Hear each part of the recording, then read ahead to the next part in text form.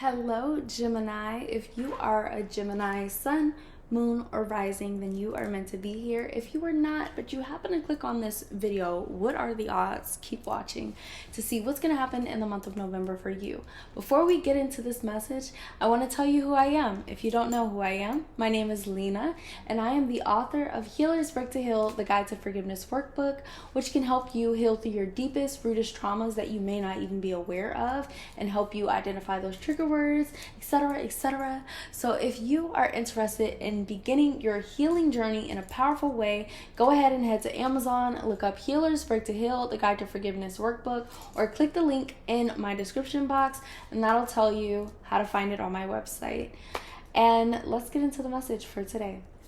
So what's going to happen in the month of November for you? Alice in Wonderland is what it's giving, and it's literally giving Mad Hatter Tea Party. Just because you're a Gemini. Just because you're a Gemini, you know. So let's see. Clock time, pressure. Okay, so it's giving in the month of November, you're going to feel like you're in a rush to figure out something. Let's figure out what that something is. Lead the way, be a leader, show others how it's done, and you can help others. Okay. It's a nice card. Let's pick some other cards. We're going to pick some from the fairy deck as well, because your energy in the month of November is definitely giving a lot of motion, a lot of differences, a lot of did I hop a dimension type of energy. So let's see. Ace of Summer. Open your heart to love, the beginning of a new intimate relationship, or the rebirth of a current one. The awakening of psychic abilities or spiritual epiphanies. And this might be what I was kind of feeling like, oh, did I hop a dimension? Because it just feels like a lot of energy in 1 month, where it's almost like what most people would go through in a span of 5 months. But you're kind of going through this quickly. Those of you who are dating, it may seem like this relationship that you're about to start or you have started recently is moving a bit fast, and it's kind of exciting, but it's also nerve-wracking because I can tell, Gemini, you've been hurt, and not only have you been hurt by others, but you've made decisions you aren't so proud of, and you just want to make sure that you make the best decisions in this relationship, and I can understand that. If you all are invested in this relationship that you are in, try to date yourself in it as well to figure out who you are and what you want from the relationship in the long term. I do suggest that you, Gemini, you get a journal and you write down what you want in this relationship, how you want to feel, what you want to do in it, and what you've learned from your previous relationships, so that we can learn from our previous relationships and learn from our previous experiences and bring those lessons into today. I'm singing angel number 2 for you all, which is saying to keep the faith in this new journey that you are on. It seems like you were a little bit harsh on people before, and you were also harsh on yourself, but you're stepping into a softer era where you're not judging yourself as harshly, and you're trying not to judge yourself as harshly. So if you find yourself judging yourself very harshly, Gemini, it's time for you to figure out, where does that come from? Where does that stem from? Who judged me harshly? Who told me that I should judge myself harshly? If you can't identify a person, like I said, that book that I wrote is really good for identifying trigger words and who they're rooting from, so that you can go through that whole process of forgiveness for yourself and whoever started that journey for you. So figuring out where that comes from is really important, so that you can clean it up. It's just like a bad smell, like I smell something, where is that? And you go smell the trash, and it's not the trash. You go in the garage, you're like, is it in the garage? You check the bathroom, you're like, did somebody not flush? And then you check the animals, and you're like, is it you? And you can't figure out where that bad smell comes from, and then you find out, oh, it's in the vents. Like, oh, that's crazy. So that's basically what you're doing. You're like trying to figure out where this bad stench is coming from, and you're trying to clean it out, and you can't clean it out unless you know where it's from, if you get what I'm saying. And that's what my book is for, to help you figure out, where's that stench, where's that stink, where's that nasty coming from, because I don't want it anymore. I want to get rid of it, I want to clean it out, and I want to revamp it. Okay, so that's what you're doing right now, and that's what's needed right now for you to get to the root of it. And it seems like you tend to find yourself where you disassociate and you kind of recognize these things, but then you put it in the back of your head and you just keep going on. And that comes from your survival techniques. Like you're typically in fight or flight mode, and you are typically in survivor mode. But right now you're being asked to be vulnerable, and that makes you feel very uneasy. And in November, that vulnerability is like, is this a danger? Like you feel like you're hearing alarm signals, but it's really just your fear that the same things that happen in the past is going to be what happens today. And what I'm hearing is that the journey will have its ups and downs. It's going to have its ups and downs, and you are trying to become a rock so that you don't feel anything. You don't want to feel anything. But keep in mind that when you keep yourself from feeling anything, you're also missing out on the great things. And life is way too short to be blocking yourself from the beautiful blessings that you have. So bring it all in. And I can sense that you're trying not to be too close to someone because you're scared of losing them. So let's try to be intentional with spending our time realizing that, yes, life does have its ups and downs, but those ups are gorgeous. And those downs may be low, but they don't last as long as those ups do. So let's see. 6 of summer and then 7 of autumn. Okay, so we have a lot of energy going on here in the month of November. Like I said, it's going to feel like 5 months in one. It's a lot of energy going on. And I think it's because you're trying to work through your emotions, but because you're disassociating, you're going in that emotion and then you're taking yourself out. You're going in it and then you're taking yourself out. So you really need to find some type of something to help you actually deal with it so that you're not digging yourself into it because you're triggered and then you're getting back out of it. And then it's not effective because you're just going to drag it. You're just going to keep dragging it. And what we don't want to do is dragging some type of baggage with us that becomes heavier and heavier, and then we store more stuff in it, and it's just too heavy for us to carry that our shoulders are literally like, ugh, like just tired. We're tired of it. So if you want to heal yourself, be okay with facing it first, identifying it, and then going through it. It's necessary. 6 of summer says childhood or children, the return of people or romances from your past, remembering events differently in a better or worse light than how they actually occurred. So this is also telling us the past is coming up. You remember when I said, like, you're thinking about past things and how they're affecting you now, and you want to be vulnerable, but you don't because you're becoming this rock to protect yourself from anything happening.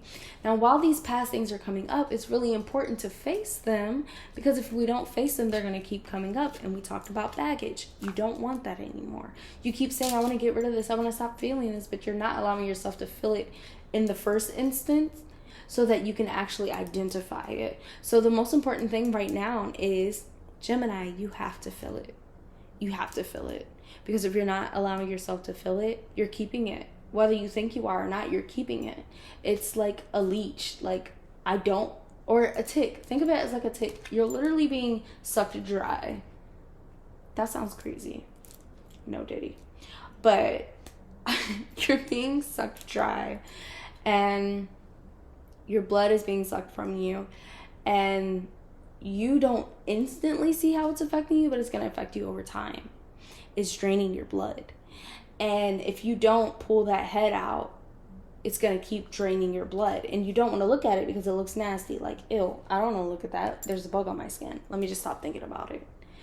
We can't do that anymore. We really have to look at it. We have to be able to face it, or else it's just going to get worse. It's going to manifest. It's going to build.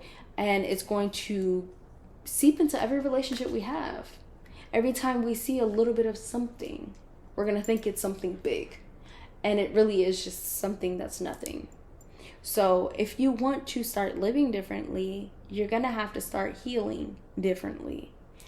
So next card says, have patience and don't worry. Take the time to rest and plan your next steps. A prudent investment of time and money. So you're also investing in something, and this is a good sign too, but try to be smart about what you're doing. Make sure you're making a plan. But right now, it's kind of saying more so rest so that you can come up with a good plan. So very clear signs to take this healing journey. Usually when we're resting, it is a really good time to heal, to recuperate. So we're getting huge signs before you take this massive next step. Like, let's say that you're thinking of proposing, or let's say that you're thinking of getting married in this relationship, or let's say that you're thinking of, let's say you're even thinking of getting a divorce in a situation, or you're thinking of separating. Take the time to rest first, like gather your grounded energy and figure out what you want to do after that. I'm also getting that it seems like relationships will be good as long as you continue your healing, your true healing, like actually facing things. This vulnerability is going to open up a lot more love to come in, and you're going to be like, wow, the more vulnerable I am, the more I'm able to feel love, the more I'm able to give love, the more I'm able to know what love is. If you're not vulnerable, in certain cases, you're not opening yourself up, you know, you're not actually opening yourself up. So with you being this rock that you are, this rock that you're trying to be, portray yourself to be, it's making room for nothing, and not much. It's kind of just all superficial that you're allowing to happen. And if you want something deeper, you want something stronger, you're gonna have to break that rock open so you can see that geode, okay? You want to see that amethyst, you got to break the rock open. So, this is also saying don't see yourself as an imposter, Gemini. You can lead people, and you actually know a lot more than you think you do. You're very intelligent. You're very studious. So don't be afraid to show what you know. Don't be afraid to put yourself out there. I'm also getting that you may feel like you're in a rush this month of November, but take the time to slow down. Like, take the time to breathe. Take the time to release your shoulders. Take the time to release your jaw. Take the time to put your eyebrows down. Release that energy. Some of you may find me absolutely ridiculous asking you to invest in something like yoga, meditation, or therapy, because a lot of you may not be into that type of stuff. But I do think that this could be very helpful for you, because you carry so much and you don't even talk about it like to anyone. You just carry it. And everyone can tell you're carrying something. It's very obvious because you don't let anybody in.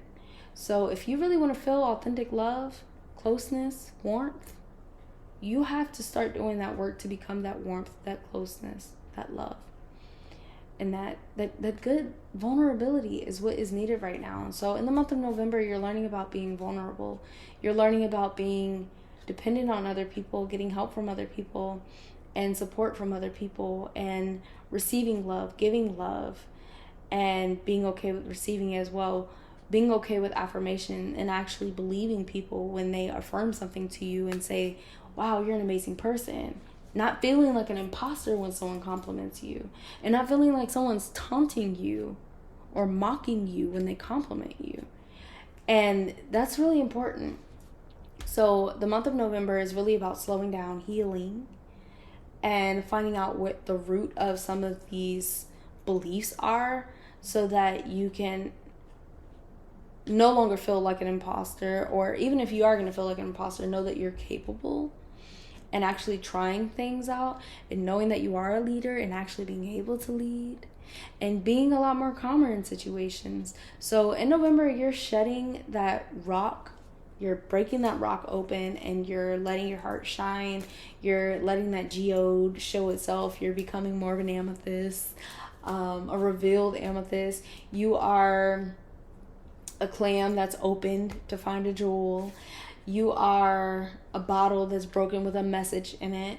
You're breaking yourself to become deeper. And you're getting past the superficial to become deeper.